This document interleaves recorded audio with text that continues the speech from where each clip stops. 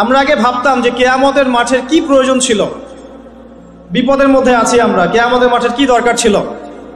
উঠতে হবে 500 বছর, অন্য হাদিসে এসেছে 50,000 বছর দাঁড়িয়ে থাকতে হবে, ঘাম ঝরতে থাকবে, আমল নামা, ডান হাত বাম হাত, পুলসিরাত, মিজান, কত সমস্যা। কি প্রয়োজন ছিল কিয়ামতের মাঠের? যত দিন যাচ্ছে এবং যত বিশ্বকে চিনতে শিখেছি তত বুঝতে পারছি যে কিয়ামতের মাঠ আছে বলেই কোনো জালেম জুলুম করে পার পাবে না। ভাগ্য ভালো যে কিয়ামতের মাঠটা আছে, এই কারণেই কোনো মাজলুমের অধিকার খর্ব হবে না ইনশাআল্লাহ।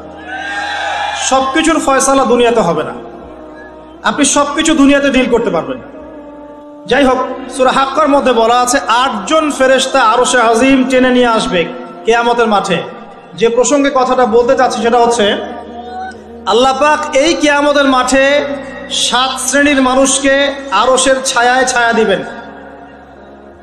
খুশি হলেন না? কিয়ামতের মাঠে আল্লাহ পাক 7 শ্রেণীর মানুষকে এই আরশের ছায়ায় ছায়া দিবেন। আমরা কি তাদের অন্তর্ভুক্ত হতে চাই?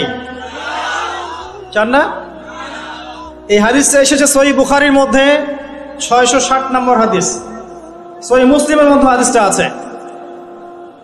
আবু হুরায়রা রাদিয়াল্লাহু আনহু থেকে বর্ণিত, নবী করিম সাল্লাল্লাহু আলাইহি ওয়াসাল্লাম বলেছেন, সাবআতুন, 7 শ্রেণীর মানুষ, ইউযিল্লুহুমুল্লাহু ইয়াওমাল কিয়ামাহ ইয়াওমা লা যিল্লা ইল্লা যিল্লুহ।